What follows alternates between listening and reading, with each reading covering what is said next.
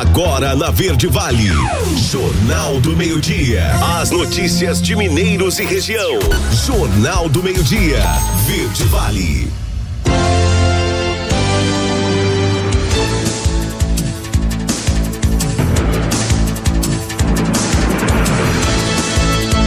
Olá, uma ótima tarde para você. Estamos começando aqui pela Verde Vale FM, mais uma edição do Jornal do Meio-Dia.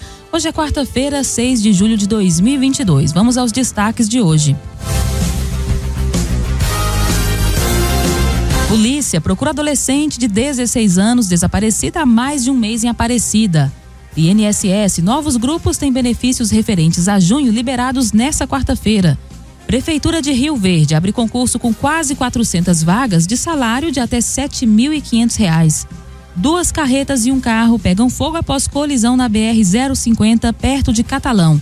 Essas e outras notícias você confere a partir de agora no Jornal do Meio-Dia. Jornal do Meio-Dia. A notícia como ela é. O Instituto Nacional do Seguro Social, INSS, paga nesta quarta-feira os benefícios referentes ao mês de junho para aposentados e pensionistas que recebem um salário mínimo e possuem o cartão com final 9, além dos que recebem mais de um salário mínimo e possuem o cartão com final 4 ou 9. Os pagamentos referentes ao mês de junho começaram no dia 24 de junho e seguem até essa quinta-feira.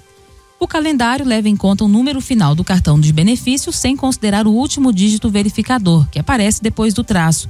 Atualmente, existem mais de 36 milhões de pessoas com direitos a benefícios do INSS no país.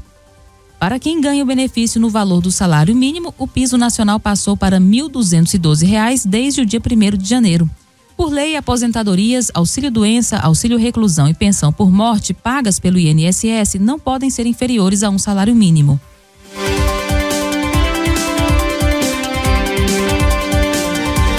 E a Polícia Civil está em busca da adolescente Ana Júlia Rezende Ribeiro, de 16 anos, que está desaparecida há mais de um mês em Aparecida de Goiânia.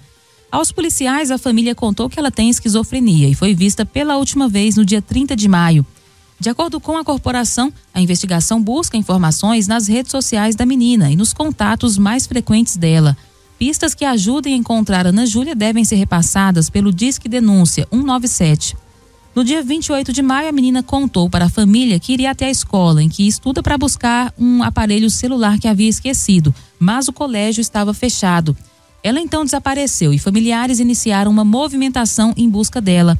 A família disse à polícia que chegou a encontrar Ana Júlia em Goiânia 2 dias depois, mas a menina sumiu novamente. Desde então não foi mais vista. Ainda de acordo com familiares, a menina está só com a roupa do corpo. Jornal do Meio-Dia. 12:07 e agora as notícias do esporte com o repórter alemão. Salve, salve! Quarta-feira, 6 de julho, começo destacando oitavas de final da Libertadores da América. Partidas de volta. Ontem no Mineirão, em Belo Horizonte, Atlético Mineiro 1, Emelec 0. No placar agregado, Galo classificado 2-1. No Defensores Del Chaco, Libertad 1, Atlético Paranaense 1. No agregado, Atlético Paranaense classificado 3-2. E em La Bombonera, Boca Juniors 0, Corinthians 0. Mesmo placar da primeira partida. E a vaga foi decidida nos pênaltis e quem levou a melhor foi o Timão, 6-5. Hoje às 19h15, horário de Brasília, 2 partidas, Colón e Tajeres, empate em 1-1 na primeira, e no Allianz Parque em São Paulo, Palmeiras e Cerro Porteño. Na primeira partida, o Palmeiras venceu por 3-0. Às 21h30, River Plate e Vélez Sarsfield. Na primeira vitória do Vélez por 1-0. E no Maracanã, no Rio de Janeiro, o Flamengo enfrenta o Tolima. Na primeira partida, vitória do Flamengo 1-0. Amanhã tem Estudiantes e Fortaleza. Na primeira partida, empate em 1-1 no Castelão. Oitavas e final da Sul-Americana, partidas de volta. Ontem, União Santa Fé 1, Nacional do Uruguai classificado 2, e no Beira Rio, em Porto Alegre, Internacional classificado 4, Colo-Colo 1. Hoje às 19h15, horário de Brasília, em Fortaleza, na Arena Castelão, tem Ceará e The Strongest. Na primeira partida, o Ceará venceu por 2-1 e foi de virada, hein? Às 21h30, na Vila Belmiro, o Santos recebe o Deportivo Táchira. Na primeira partida na Venezuela, empate em 1-1.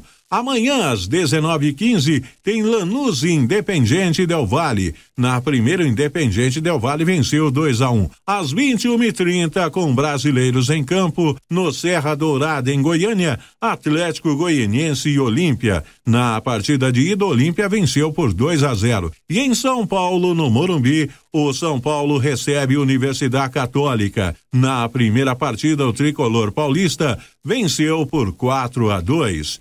Vamos falar de Campeonato Brasileiro da Série B. Ontem, partida adiada da 10ª rodada, Chapecoense 0, Londrina 3. Partida da 14ª rodada, Ituano 1, líder Cruzeiro 1. E a 17ª rodada, que começou ontem com a vitória do visitante, Operário do Paraná 2, CRB 3. Hoje tem Novo Horizontino e Brusque. José Antônio Silva, o alemão, falando de esportes. E no agronegócio, a quarta-feira começou com os preços futuros do milho flutuando no campo misto da Bolsa Brasileira. As primeiras cotações recuavam e as demais avançavam por volta de 9,42. O vencimento julho 22 era cotado R$ 81,86, uma queda de 0,41. O setembro 22 valia R$ 84,32. Novembro 22 era negociado por R$ 86,39. E o janeiro 23 tinha um valor de R$ 87,80, um ganho de 0,03%. Jornal do Meio-Dia. Agora, na Verde Vale, os comentários de Alexandre Garcia. Bom dia. Muitos prefeitos em Brasília. Acho que quase 20% dos prefeitos estavam aqui, convocados pelo Ziolkowski, que é o presidente já há bastante tempo da Confederação Nacional dos Municípios. Reclamação deles, que num ano as prefeituras, o conjunto das prefeituras, 5.570, se não me engano, o conjunto vai perder 73 bilhões com essas mudanças que estão aí. Ainda bem que não é ano de eleição municipal, senão eles não teriam condições de defender esses pontos de vista. Por quê? Porque isso é contra o aumento dos agentes de saúde, o aumento dos professores, o aumento dos auxiliares de enfermagem, do pessoal que trabalha com enfermagem, é contra a diminuição dos impostos para baratear o combustível, o ICMS, os impostos federais, né? É até contra o aumento do Auxílio Brasil de 400 para 600, né? É contra essa PEC que está agora na Câmara, totalmente impopular o movimento dos prefeitos. Mas eles têm razão em chiar, porque a nossa república é só federativa na Constituição, na prática não é. Porque prefeito só tem poder se tiver dinheiro. Se não tem dinheiro, ele não tem poder. E quem tem o poder do dinheiro é o governo da União, é o governo federal. Parece o tempo do Império. No tempo do Império, o Brasil era um país unitário. Depois, no tempo do Getúlio também, nomeava interventores, não tinha nem eleição de governador. Então, governadores, numa república federativa, devem ter mais poder. E o prefeito, simplesmente o prefeito, é o mais importante, porque é ele que está ali do lado do problema, ele que está recebendo a reclamação no ouvido, ele é que está próximo de tudo. Ninguém dorme no Estado, nem na União. As pessoas dormem no município, moram no município. O município é o mais importante. Aliás, faço de novo um alerta, não existe cidade. Cidade é um aglomerado urbano. Não existe cidade como pessoa jurídica do direito público. Pessoa jurídica do direito público é o município. O Brasil está dividido em estados e municípios, e não em estados e cidades. O município está dividido em distritos. Eu não sei, acho que não dão esse tipo de aula, porque eu vejo jornalistas dia e noite chamando o município de cidade. Se fosse assim, a maior cidade do mundo seria Altamira, no Pará, não é? Bom, um outro assunto que eu queria levar para vocês é esse acidente lá nesse ônibus escolar que estava indo para Criciúma. Bateu na traseira de uma caçamba, o motorista morreu. Tinha 25 estudantes, 23 se feriram. Não foi grave porque quando chegou a polícia, eles já estavam todos, saíram do ônibus.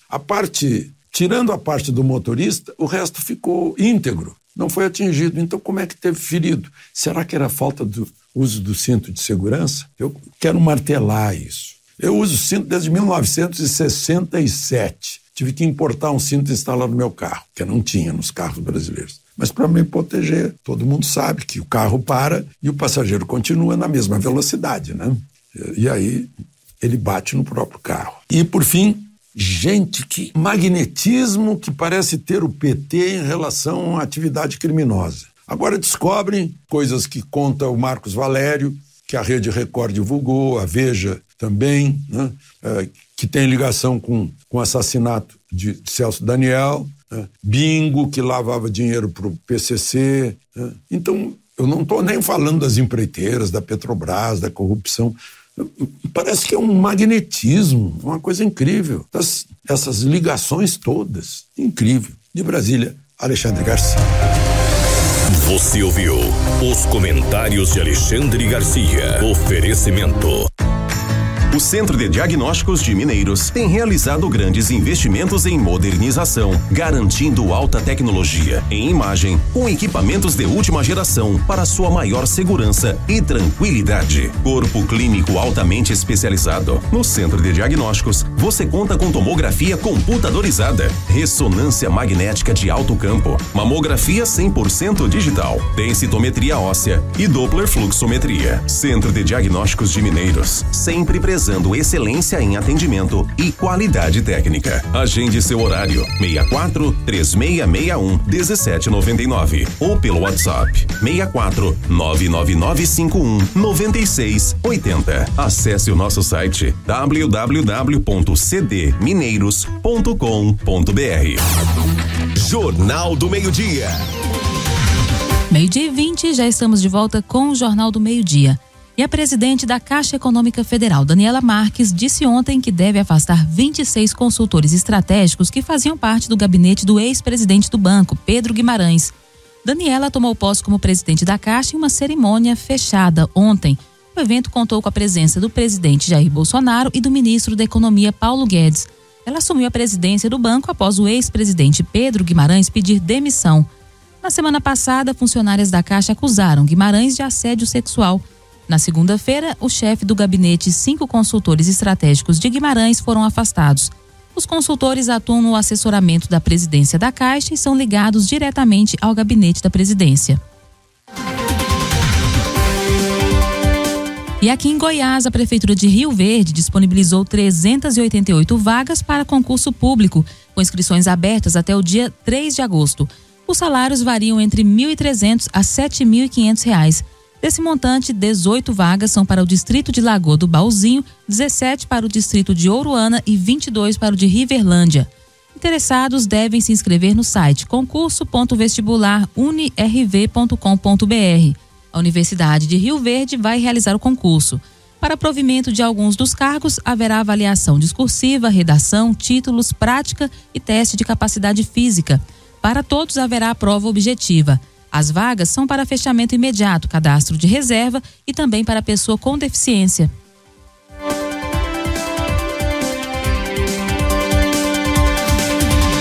No agronegócio, a colheita do algodão já foi realizada em 4,6% das lavouras do Mato Grosso, um patamar adiantado com relação à safra passada e à média das últimas 5 safras, após uma janela de plantio que aconteceu mais cedo para o ciclo 2021-22. Segundo o superintendente do IMEA, Clayton Gower, o estado plantou 22% mais algodão do que na safra passada, saindo de 960 mil hectares para 1,17 milhão, recompondo parte da última redução e voltando para próximo ao patamar da temporada de 2019/20. Jornal do Meio-Dia.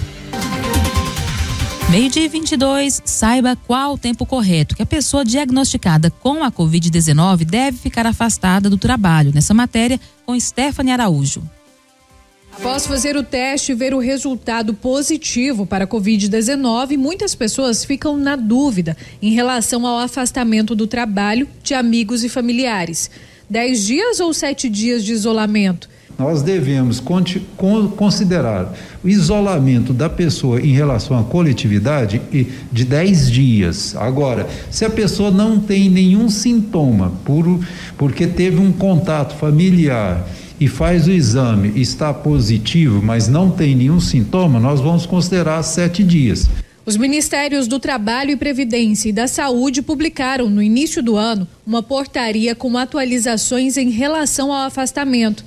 O empregador atestado com Covid-19 deve ficar afastado das atividades presenciais no período de 10 dias. Mas as empresas podem reduzir o afastamento das atividades presenciais para 7 dias. O advogado trabalhista Luiz Gustavo explica que para voltar ao trabalho, muitas empresas não exigem um novo teste. A recomendação que se adota hoje do Ministério da Saúde com o seguinte protocolo: 5 dias já de afastamento, faz o teste, deu negativo, pode retomar as atividades. 7º dia, assintomático, sem febre nas últimas 24 horas, retorna às atividades sem o teste. Ou no 10º dia, automaticamente, sem os sintomas, retorna às atividades. O médico infectologista alerta para a importância dos cuidados com a doença, mesmo com a redução dos sintomas. Pouquíssimas internações nesse momento, e os casos que internam são pacientes que normalmente têm associado algumas doenças associadas, seja diabetes, seja imunossupressão, porque faz uso de quimioterápico, porque é um paciente portador de uma doença imunossupressora, como um HIV, né? Pacientes oncológicos, esses pacientes ainda estão passíveis de ter o risco de internação. Os demais, de um modo geral, não. Isso, por um lado, é muito bom, por outro, aumenta o risco de transmissão, porque as pessoas se sentindo muito bem, acham que está no direito de ficar no meio da coletividade. Stephanie Araújo, da Agência Brasil Central. Jornal do Meio-Dia. 12h27, já estamos de volta com o último bloco do Jornal do Meio-Dia. E a associação que representa companhias aéreas como Gol, Latam e Voipes voltou a defender a revisão na política de preços da Petrobras nesta terça-feira, após anunciar mais um aumento de 3,9% no preço médio da querosene de aviação em 15 refinarias em relação a junho. Pelos cálculos da associação, a alta acumulada no combustível supera 70% no ano até julho. Isso depois de um aumento de mais de 90% no ano passado, ante 2020, segundo a entidade. Esse tipo de desenvolvimento que setores serão incluídos e como vamos fazer para voltar a crescer, principalmente pensando nas regiões mais distantes dos centros produtivos, onde esses preços acabam subindo muito mais. Dessa forma, a expectativa é de que haja um aumento nas passagens.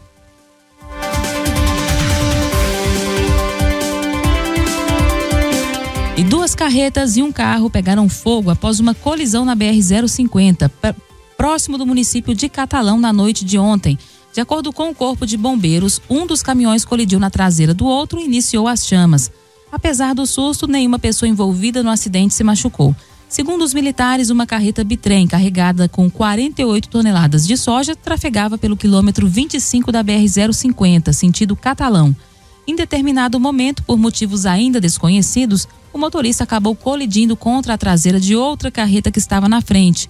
Com isso, o caminhão bitrem caiu em uma valeta de aproximadamente 7 metros de profundidade, às margens da rodovia, já em chamas. A outra carreta apresentou vazamento de óleo diesel, gerando um princípio de incêndio às margens da rodovia. A situação, segundo os bombeiros, acabou envolvendo um veículo de passeio que nada tinha a ver com o acidente inicial. Jornal do Meio-Dia. Violência contra a mulher aumenta no país e muitas mulheres têm medo de denunciar o agressor.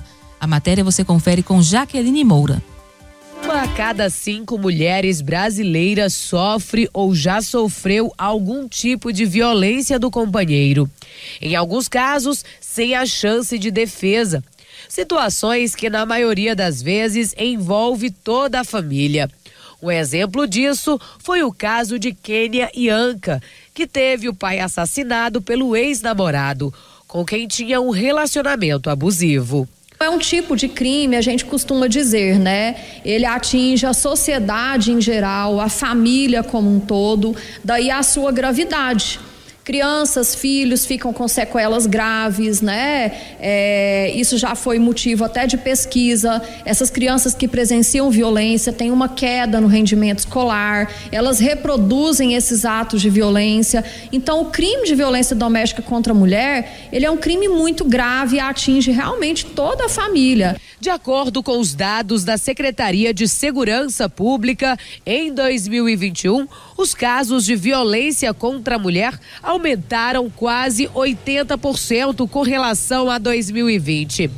Foram 54 feminicídios registrados durante o ano no estado. Em 2022, os casos continuam em alta. De janeiro a março, foram 16 feminicídios. E o que mais preocupa é que, mesmo com tanto apoio, muitas mulheres ainda têm medo de denunciar o agressor.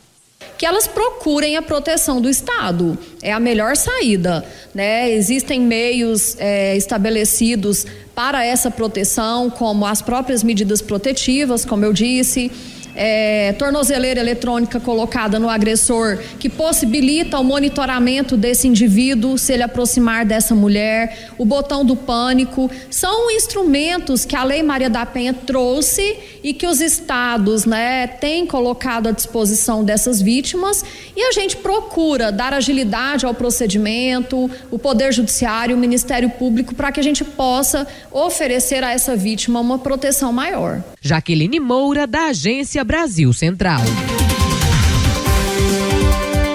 E voltando, falando do agronegócio, o contrato futuro de suíno vivo mais ativo da China fechou em queda de 4,7% na quarta-feira, a maior baixa diária desde o lançamento do contrato, depois que o planejador estatal chinês disse que fortaleceria a supervisão dos preços. O preço do suíno no maior produtor mundial da carne subiu nos últimos 2 meses, já que uma redução no rebanho reprodutor que começou no ano passado passou a afetar a produção. Os agricultores, de olho no aumento de preços, também estão evitando abater porcos, criando-os para chegar a pesos maiores, reduzindo ainda mais a oferta. Um aumento de 50% nos preços spot desde o início de maio levou a uma alta nos preços futuros. Na segunda-feira, o contrato para setembro registrou o maior ganho diário desde o seu lançamento. Jornal do Meio-Dia. 12h33 e agora direto da nossa redação chega o repórter J. Pereira com as informações das últimas 24 horas em Mineiros e região. Chegando e trazendo informações das últimas 24 horas em nossa cidade, a Polícia Militar registrando poucas ocorrências. Nós tivemos uma situação em que uma jovem, ela acabou procurando a delegacia de polícia para denunciar um fato calunioso contra a sua pessoa. De acordo com ela, conheceu um rapaz, eles começaram a conversar e durante esta conversa, posteriormente os dois saíram. Passado algum tempo, este jovem, veio comentar com ela que alguém havia dito que ela tinha uma doença, E após isso, esse fato, ela então, ficou bastante contrariada e exigiu que o rapaz contasse quem tinha falado isso para ele. Ele acabou então dizendo o nome da pessoa que havia feito esta conversa e era a ex dele, inclusive. Aí ela procurou a delegacia de polícia para poder registrar um fato calunioso. É importante a gente lembrar que as pessoas, quando forem dizer algo sobre a outra, é bom que tenha provas. O ideal é não dizer, não comentar da vida alheia. Mas se vai falar, que tenha ao menos prova daquilo que fala, porque a situação pode se complicar aí pro lado de quem calunia, tá? Outra situação, continuam sendo registrados mais celulares furtados na festa agropecuária, viu? Muita gente. Foram mais de 25 ocorrências da última segunda-feira para cá de pessoas que tiveram esse prejuízo. Alertados foram, que nessas festas grandiosas de grandes artistas, geralmente chegam pessoas da capital acostumadas com esta prática e eles, é claro, fizeram a festa. Mais de 25 ocorrências até agora, ou seja, mais de 25 celulares furtados na Expo Mineiros aqui na nossa cidade, tá? Corpo de Bombeiros registrou uma situação de parada cardiorrespiratória no setor Auxílio de Resende. Um homem de 55 anos foi levado à unidade de pronto atendimento após passar mal. Ao chegar na unidade, ele foi reanimado aí pela equipe médica e está agora sob os cuidados médicos. Eram estas as informações de hoje. Da redação, J. Pereira. O Jornal do Meio-Dia estará de volta amanhã. Boa tarde.